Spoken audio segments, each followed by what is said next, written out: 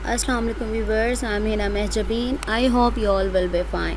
आज मैं आपके साथ शेयर करने वाली हूँ डिफरेंट सब्जेक्ट्स के वीयू के पास पेपर्स जो कि हैं डिफरेंट सब्जेक्ट्स के। आप लोगों की रिक्वेस्ट आई थी, उसी रिक्वेस्ट के अकॉर्डिंग मैं ये पास पेपर्स प्रोवाइड कर रही हूँ। इसके साथ साथ मैं आप लोगों को गाइडलाइंस भी प्रोवाइड करूँगी किस तरीके से आप लोग बेस्ट वे में इन पास पेपर्स को यूज़ कर सकते हैं अपने एग्ज़ाम की प्रिपरेशन के लिए, ठीक है, ताकि इंपॉर्टेंट टॉपिक भी आपके स्किप ना हो और टाइम भी वेस्ट ना हो। ओके जी, शेयरिंग स्टार्ट है यानी बताने से पहले या गाइडलाइंस देने से पहले अगर आप मेरे चैनल पर न्यू हैं तो प्लीज़ मेरे चैनल को सब्सक्राइब कर दें, बेल आइकन को ज़रूर क्लिक कीजिएगा ताकि अगर आपकी रिक्वेस्ट आती है कोई पास पेपर्स के लिए तो मैं नेक्स्ट अपकमिंग जो हमारी वीडियोस होती हैं उनमें वो पेपर्स अपलोड करती हूँ। तो आप लोग अगर बेल आइकन को सब्सक्राइब करके बेल आइकन को क्लिक नहीं करते तो उसका नोटिफिकेशन नहीं पहुँचता आप तक, फिर आप वही चीज़ मुझसे बार बार कह रहे होते हैं कि ये भी अपलोड कर दें, ठीक है। और डिस्क्रिप्शन बॉक्स ज़रूर देखा करें ताकि पता चले कि कौन से पेपर्स मैं अपलोड कर चुकी हूँ। ओके जी, लाइक भी कीजिएगा, शेयर भी कीजिएगा। Okay, let's start. चलें जी, हम गाइडलाइन से स्टार्ट करते हैं। बाद में पेपर्स दिखाऊंगी कि कौन से पेपर्स प्रोवाइड करें, ठीक है। तो गाइडलाइंस प्रोवाइड करूंगी, ये कोई किसी ने कही नहीं है, ये मेरी अपनी है, यानी कह लें एक्सपीरियंस मैं आप लोगों के साथ शेयर करती हूँ कि किस तरीके से आप लोग अपना टाइम वेस्ट किए बगैर अपने पेपर्स की प्रिपरेशन कर सकते हैं और इम्पॉर्टेंट जो टॉपिक्स हैं वो कवर कर सकते हैं, ठीक है। तो मैं तो न्यू थी तो मुझे तो ज़्यादा टाइम, कहते हैं ना, टाइम वक्त के साथ साथ इंसान को पता चलता जाता है, यानी मैच्योर होता जाता है। इसी तरीके से मुझे भी पता चलता गया किस तरीके से ये मैंने खुद जो टू मेथड्स बताऊंगी आप किस तरीके से इसको यूज़ कर सकते हैं। ये मैं खुद ऐसे यूज़ करती थी और अपने पेपर की प्रिपरेशन करती थी। फर्स्ट टू जो सेमेस्टर से उसमें तो मुझे कुछ पता ही नहीं चला कि ऐसे भी करूँ तो मुझसे इजीली हो जाएगी प्रिपरेशन, ठीक है। तो क्या करेंगे, अच्छा ये बताने गाइडलाइंस देने से पहले मैं आपको बता दूं, आप पास पेपर्स जब भी किसी भी क्लास के, किसी भी यूनिवर्सिटी के हों, जूनियर क्लासेस के हों, मैट्रिक लेवल, इंटर लेवल, कुछ भी हों, जब तक आप लोग अपनी बुक्स स्टडी नहीं करते या फिर हमारे तो ऑनलाइन है तो हमारे वीडियो लेक्चर्स होते हैं या वीडियो लेक्चर्स नहीं सुनते या हैंड आउट जो आपको कंसल्ट किए जाते हैं, जो प्रोवाइड किए जाते हैं वो नहीं पढ़ते, कॉन्सेप्ट नहीं लेते, तो ये जो पास पेपर्स है किसी भी क्लास में, ये पास पेपर किसी काम के नहीं होते। अगर आप चाहते हैं कि सही मानों में आप डिग्री लें, यानी आपको आता जाता भी हो, ये नहीं कि आपने डिग्री ले ली और आपको कुछ आता जाता भी नहीं है, ठीक है, इससे रिलेटेड कुछ नहीं पता, बस वही क्वेश्चंस पता है, वो भी रट्टा लगा हुआ है जो आपने याद किए थे पास पेपर से, अदरवाइज़ नहीं पता। आजकल यही कॉन्सेप्ट बना हुआ है ना, क्या करते हैं कि बुक्स पढ़ते नहीं हैं, लास्ट में क्या करते हैं पास पेपर्स, जूनियर क्लासेस में यही है कि फ़ाइनल टर्म जो आने वाली होती है तो 2-3 महीने पहले जो पास पेपर्स उठाकर शुरू हो जाते हैं। पूरा साल कुछ नहीं पढ़ा भाई, हम 2-3 महीनों में तैयारी कर लेंगे, ठीक है। वीयू का भी यही है, अगर आप लेक्चर वगैरह नहीं सुनेंगे, आप लोगों के कंसेप्ट नहीं होंगे, हो सकता है बहुत सारे लेक्चर्स ऐसे भी हों जिसमें थेरी टाइप हों। सपोज़ करें ऑर्गेनाइजेशन बिहेवियर में अपना बता रही हूँ कि थेरी सारी थेरी है, तो इसमें क्या है कि ज़रूरी नहीं है, जैसे मैथमेटिकल होते हैं तो उसके लेक्चर ज़रूर सुनने पड़ते हैं, अगर ना सुने तो आपको मैथ समझ नहीं आती। हाँ, थेरी का बता रही थी, थेरी के कुछ सब्जेक्ट्स ऐसे होते हैं कि कुछ लेक्चर सुनने के बाद आपको ऐसा फ़ील होता है कि मैं अगर इसके लेक्चर्स ना भी सुनूँ, सपोज़ करें मैंने 2-3 सुन लिए, 5-6 सुन लिए, उसके बाद कि हमारा प्रोफेसर है वो भी तकरीबन यही बता रहा होता है जो हमारे हैंड आउट्स में है, आपने फ़ील किया, रियलाइज़ किया ये, ठीक है। तो आप क्या कर सकते हैं, इसके लेक्चर ना सुने बेशक, लेकिन उसके जो हैंड आउट्स हैं वो ज़रूर स्टडी करें, उसका कॉन्सेप्ट लें। हाँ, अगर कुछ समझ नहीं आता आप उसका लेक्चर सुन लें जो आपको प्रोवाइडेड वीयू करती है, या फिर भी समझ नहीं आता हो, इंटरनेट है हमारा, गूगल मास्टर है, तो उस पर आप सर्च करें और वहाँ से स्टडी कर लें आप लोग, ठीक है। तो ये इस तरीके से आप लोग स्टडी कर सकते हैं। मेन पॉइंट क्या हो गया, अगर आप लोग इनमें से हैंड आउट्स या वीडियो लेक्चर्स वगैरह नहीं सुनते, पास पेपर्स आप लोगों के किसी काम के नहीं है। ओके, 2 मेथड्स बताऊंगी, 2 तरह से गाइडलाइंस आप लोग इन पेपर्स को बेस्ट वे में यूज़ कर सकते हैं। फर्स्ट वे जो है हमारा वो क्या होगा, आप क्या करेंगे, आपने सपोज़ करें आपने बुक्स को हाथ भी नहीं लगाया, आपने पढ़ाई स्टार्ट भी नहीं की, लेक्चर्स भी नहीं सुने, कुछ नहीं पता आपके पास में अच्छा ये भी बताऊंगी, कुछ लोग प्रिंटेड फॉर्म में हैंड आउट्स लेते हैं, यानी हार्ड कॉपी लेते हैं, और कुछ लोग सॉफ्ट कॉपी में यूज़ करते हैं। सपोज़ करें जैसे मैं पीसी पर बैठी हूँ, कोई भी हैंड आउट्स ओपन करके मैं पढ़ना स्टार्ट कर दूँ, ये सॉफ्ट कॉपी होगी हमारी, ऐसे स्टडी कर लेते हैं। कुछ हार्ड कॉपी में यानी प्रिंटेड फॉर्म में अपने हैंड आउट्स प्रिंट करवाते हैं, फिर उस पर स्टडी करते हैं, ठीक है। तो जो हार्ड कॉपी में है पहले मैं उनका बता रही हूँ, फिर साथ साथ जैसे आगे स्टेप बाय स्टेप चलते जाएंगे, प्रोसीड करेंगे, तो उसके साथ मैं आपको सॉफ्ट कॉपी का भी बता दूंगी किस तरीके से आप उस पर नोट्स बना सकते हैं या फिर अपना जो भी है स्टडी कर सकते हैं। ठीक है, चलिए जी, फर्स्ट मेथड है, आपने अभी स्टडी स्टार्ट नहीं की तो आप क्या करेंगे, अपने पास पेपर्स ओपन करें और अपने हैंड आउट्स हैं हार्ड कॉपी में वो लेकर बैठ जाएं आप। उस पर क्वेश्चन जो राइट किए हुए हैं, चाहे सॉल्व पेपर्स हैं, पास्ट पेपर्स हैं या अनसॉल्व्ड हैं, तो आपने क्या करना है, वहाँ से क्वेश्चन देखने और अपने हैंड आउट्स पर मार्क करना है।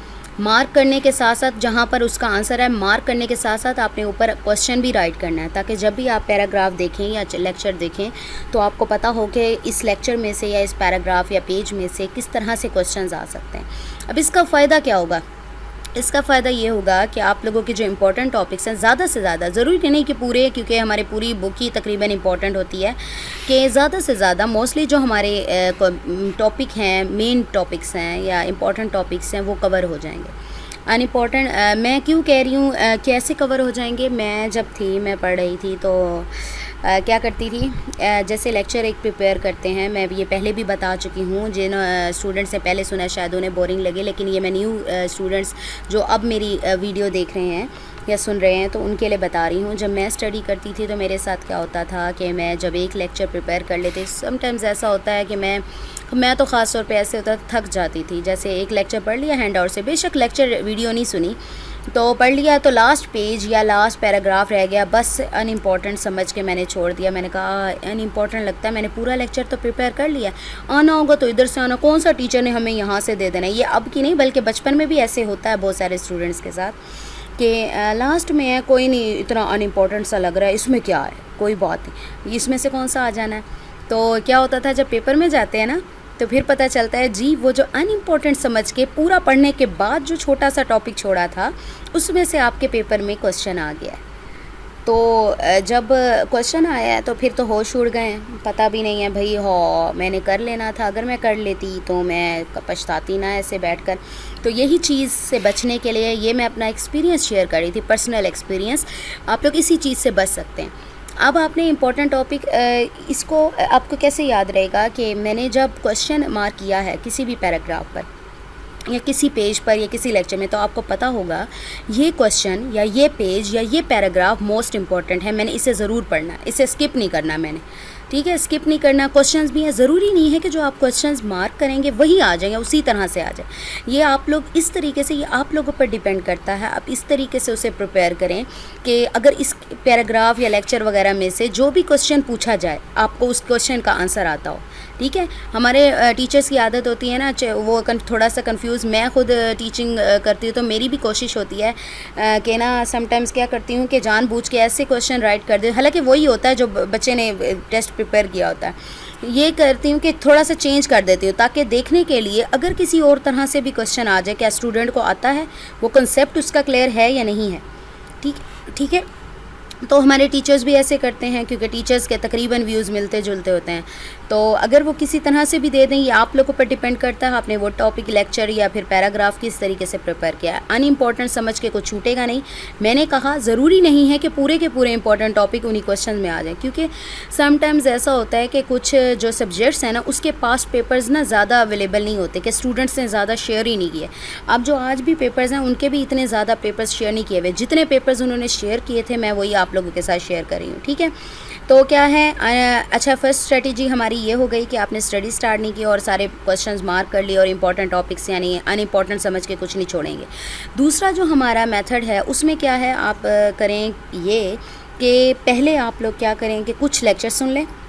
कोई भी बुक है आपकी तो उसके कुछ लेक्चर्स आप लोगों ने सुन लिए हैं, सपोज़ करें मिड टर्म की। अच्छा, ये गाइडलाइंस मिड टर्म के लिए भी सेम जाएंगी, फाइनल टर्म के लिए भी सेम जाएंगी। ठीक है, तो आपने क्या किया है कि कुछ लेक्चर्स सपोज़ करें 22 लेक्चर्स हैं तो आपने 11 या फिर 10, 8 जितने आपको इजी लगे तो आपने सुन लिए हैं। उसके बाद ये जो पास्ट पेपर्स प्रोवाइड किए जा रहे हैं या आपके पास अवेलेबल होते हैं तो आप उसमें से जो क्वेश्चंस हैं वो मार्क करें अपने हैंडआउट्स पर, जैसे मैंने पहले बता दिया। फ़ायदा वही है जो मैंने आपको पहले भी बताया है, इंपॉर्टेंट टॉपिक्स जो हैं हमारे वो कवर हो जाएंगे, अनइम्पॉर्टेंट समझ के कोई नहीं छोड़ेंगे। ठीक है, तो इसको अच्छे तरीके से प्रिपरेशन का वक्त मिल जाएगा, आपको पता होगा कि किस तरीके से क्वेश्चन पूछे जा सकते हैं।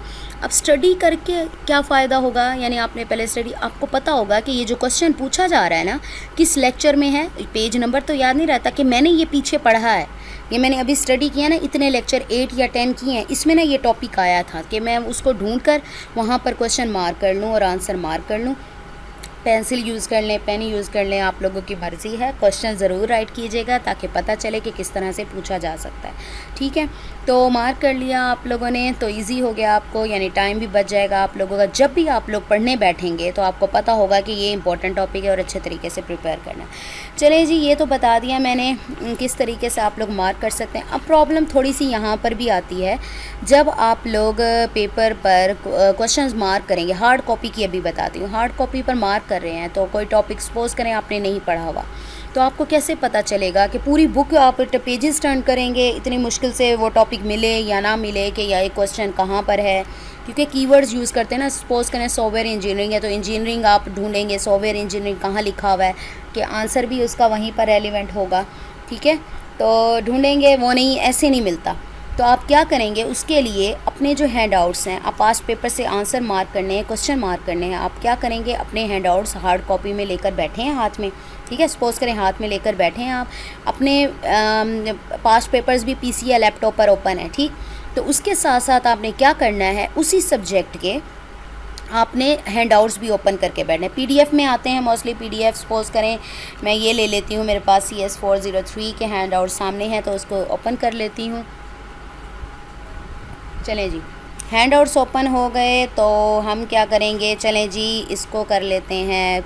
चलें, सर्च करना है हमने तो कंट्रोल F करेंगे, आपके पास सर्च बार निकल आएगी। उसमें सपोज करें मैं सर्च करना चाहती हूँ व्हाट इज़ डेटाबेस या define database, what do you know about database. तो डेटाबेस मेरा मेन कीवर्ड है जिसका मुझे आंसर चाहिए, तो मैं इसको सर्च कर लेती हूँ या सर्च बार में राइट करती हूँ और इसको सर्च कर लेती हूँ। एंटर करें। अब जहाँ जहाँ डेटाबेस राइट किया हुआ है वो वहाँ वहाँ मुझे ले जाएगा जहाँ मेरा रेलिवेंट आंसर होगा। ये तो आप लोगों को सर्च करना आता है ना, जहाँ मेरा रेलिवेंट आंसर होगा मैं वहीं पर स्टॉप कर जाऊँगी। तो देखें यहाँ पर तो अभी मेरा नहीं आया, एंटर करते जाएँ करते जाएँ। चलें जी, ये देखें डेटाबेस डेफिनेशन। चले देखते हैं कहाँ है डेटाबेस। सपोज़ करें मेरा डेटाबेस है ये डिज़ाइन एप्लीकेशन।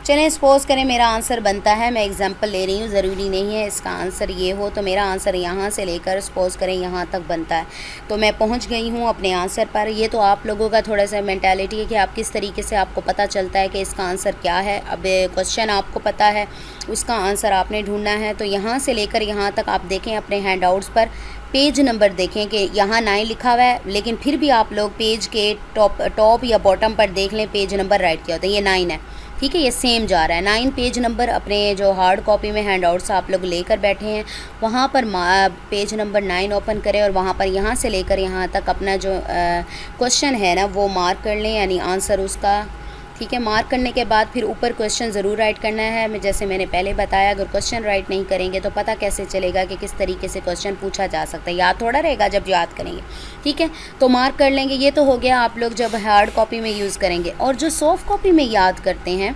यानी वो जैसे मैं पीसी में ये ओपन करके बैठी हूँ अपने हैंड आउट्स, तो इस तरह से स्टडी करते हैं, वो किस तरीके से अपने नोट्स बना सकते हैं या ऐसे क्वेश्चन जो पास्ट पेपर्स के हैं वो मार्क कर सकते हैं। उन्होंने क्या करना है, आप यहाँ देख लें पीडीएफ में ही 2 फंक्शंस आते हैं, टूल्स हैं, ये टूल टिप करती हूँ, यहाँ पर राइट किया हुआ आ जाएगा। देखिए हाईलाइट टेक्स्ट आ रहा है और यहाँ पर स्टिकी नोट आ रहा है, ठीक है, ऐड स्टिकी नोट। हाईलाइट का तो आप लोगों को पता है, हाइलाइटर यूज़ होता है अपने नोट्स बनाने के लिए या इंपॉर्टेंट जो भी हमारे पैराग्राफ्स होते हैं हम उसे हाईलाइट करते हैं। हमने अगर आंसर हाईलाइट करना है तो मैं इसको ये ही यूज़ करूँगी। देखें हाईलाइट हो गया मेरे पास हाईलाइटर, वो सिलेक्टेड था, मैंने यहाँ से देखें इसको सिलेक्ट करें और यहाँ से लेकर यहाँ तक इसको हाईलाइट कर लें, ठीक है। ये हमारा जो आंसर है सपोज़ करें वो हाईलाइट हो गया। अब स्टिकी नोट्स किस लिए यूज़ होंगे, आप लोगों ने आजकल देखा होगा बहुत ज़्यादा इन है, पहले भी लगाते थे लेकिन बच्चे ज़्यादा यूज़ कर रहे हैं कि बुक्स को ख़राब किए बगैर वो ना पेस्ट कर देते हैं नोट्स अपने क्वेश्चंस राइट करके। तो आप लोग यहाँ पर इसी को यूज़ करेंगे।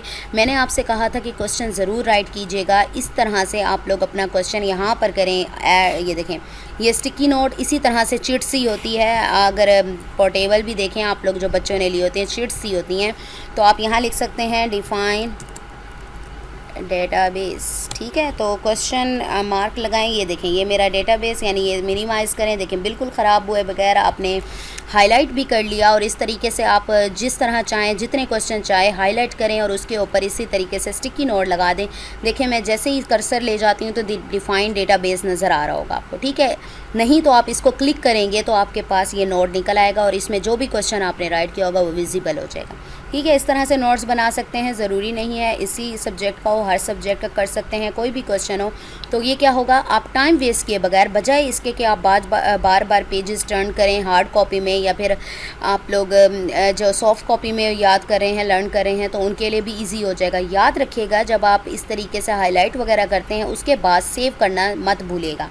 अगर आप अपने हैंडआउट्स को यानी जो आपने चेंजेस वगैरह किए हैं, आपको पता है ना जैसे वर्ड में चेंज करते हैं तो उसको सेव करना पड़ता है, तो इसमें भी आपने क्या करना है, सेव एज़ या सेव एज़ कर लें या सेव में चले जाएं। आप इसको हैंडआउट्स को जो चेंजिंग किए हैं आप उसको सेव करें, फिर निकल आएगा वो डेस्टिनेशन वगैरह। मेरे तो हैंडआउट्स हैं, मैं तो कैंसिल करी हूँ, आपने जैसे सेव करना है वैसे सेव कर लें, ठीक है। चले मैं आपको दिखा देती हूँ कि आपको आज कौन से पेपर्स ओके जी, पेपर्स तो मैं आपको दिखा देती हूँ कौन से प्रोवाइड कर रही हूँ। साथ साथ मैं आपको ईमेल आईडी भी दे दूँगी, आप डिस्क्रिप्शन बॉक्स में देख सकते हैं। अगर आपको कोई असाइनमेंट्स में, जीडीबीज़ में या क्विज़ेज़ में कोई भी हेल्प चाहिए किसी तरह की भी, तो आप लोग मुझे ईमेल कर सकते हैं या मेरी वीडियोस में कमेंट भी कर सकते हैं।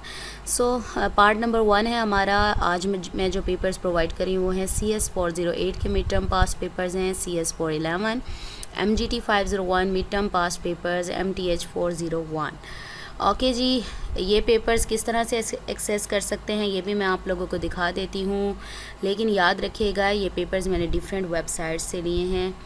ओके जी, चलें जी, आप जब वीडियो करेंगे यानी ओपन करेंगे या लिंक ओपन करेंगे जो मैं आप लोगों को प्रोवाइड करूँगी, तो आपने क्या करना है, ये एरिया जो होता है इसे कहते हैं डिस्क्रिप्शन बॉक्स किसी भी वीडियो का, ठीक है। बहुत सारे लोगों को पता भी होगा लेकिन उन लोगों के लिए बता रही हूँ क्योंकि मुझे भी पहले नहीं पता था। बार बार वीडियोज़ में कह रहे होते हैं कि डिस्क्रिप्शन बॉक्स में देखें, डिस्क्रिप्शन बॉक्स में, तो ये एरिया वीडियो का कहलाता है डिस्क्रिप्शन बॉक्स। जैसे वीडियो लिंक ओपन करेंगे आप लोग यहाँ पर शो मोर का टैब या मेन्यू नज़र आता है, आपने इसको क्लिक करना है। क्लिक करते ही आपके पास ये सारे निकल आएंगे। ये मैंने फाइनल टर्म पेपर्स के किए थे लेकिन अब तो मैं आप लोगों को मिड टर्म पेपर्स प्रोवाइड कर रही हूँ, ठीक है। तो मैंने सिर्फ आपको दिखाना है कि किस तरह से एक्सेस कर सकते हैं। साथ साथ मैं आप लोगों को जो भी पार्ट्स अपलोड करूँगी तो जो पेपर्स डिफरेंट पेपर्स, आज तो 4 पेपर्स प्रोवाइड कर रही हूँ ना, तो नेक्स्ट जो पेपर्स होंगे वो भी उनका लिंक भी आपको प्रोवाइड कर दूँगी, ठीक है। चलें जी, आपने क्या करना है, इस लिंक पर क्लिक करना है जो भी आप लोग एक्सेस करना चाहते हैं। ओके जी, इंटरनेट ऑन कर लेते हैं, लिंक को करेंगे ओपन, ठीक है। मैं दोबारा करके दिखा देती हूँ। आपने क्या करना है, इस लिंक पर क्लिक करना है।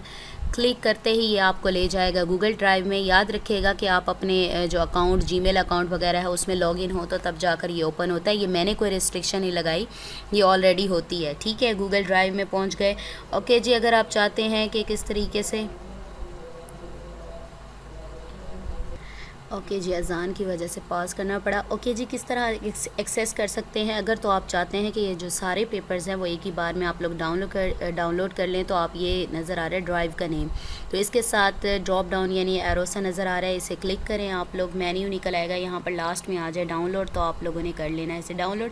यहाँ डाउनलोडिंग स्टार्ट हो गई है लेकिन मैं डाउनलोड नहीं करना चाहते, सबको पता है ड्राइव पर तो ऑलरेडी मैंने अपलोड कर दिए हैं और मेरे लैपटॉप में भी पड़े हैं। तो आप लोगों क्या है, जब डाउनलोड होना स्टार्ट हो जाएगा तो आपसे डेस्टिनेशन मांगेगा, आप लोग डेस्टिनेशन देंगे। डेस्टिनेशन क्या है कि कहाँ पर आप लोग इसको डाउनलोड करना चाहते हैं, आप जगह बताएंगे, उसे डेस्कटॉप पर कर लें, किसी फोल्डर में कर लें, एज़ यू विश।